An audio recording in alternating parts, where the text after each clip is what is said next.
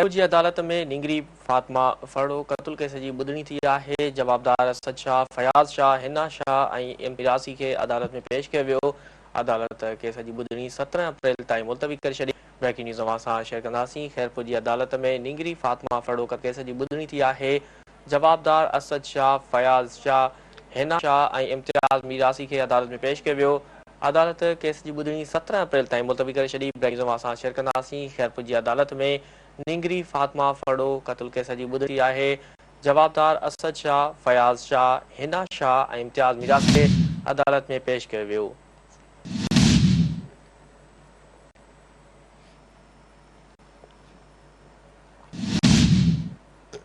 Breaking news सां share कंदासीं। खैरपुर जी अदालत में निंगरी फातिमा फड़ो क़त्ल केस जी ॿुधणी थी आहे। जवाबदार असद शाह, फयाज़ शाह, हिना शाह ऐं इम्तियाज़ मीरासी खे अदालत में पेश कयो वियो। अदालत केस जी ॿुधणी 17 अप्रैल ताईं मुलतवी करे छॾी आहे। ब्रेकिंग न्यूज़ अवां सां शेयर कंदासीं। खैरपुर जी अदालत में निंगरी फातिमा फड़ो क़त्ल केस जी ॿुधणी थी आहे।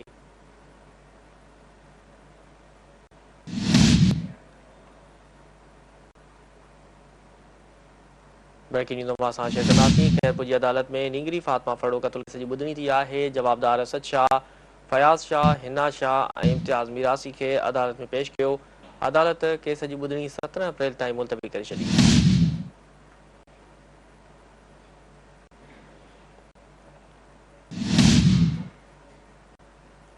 ब्रेकिंग न्यूज़ अवां सां शेयर कंदासीं। खैरपुर जी अदालत में निंगरी फातिमा फड़ो क़त्ल केस जी ॿुधणी थी आहे। जवाबदार असद शाह, फयाज़ शाह, हिना शाह ऐं इम्तियाज़ मीरासी खे अदालत में पेश कयो वियो। अदालत केस जी ॿुधणी 17 अप्रैल ताईं मुलतवी करे छॾी।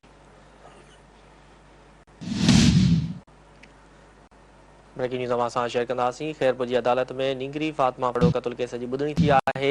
जवाबदार असद शाह, फयाज़ शाह, हिना शाह ऐं इम्तियाज़ मीरासी खे अदालत में पेश कयो वियो।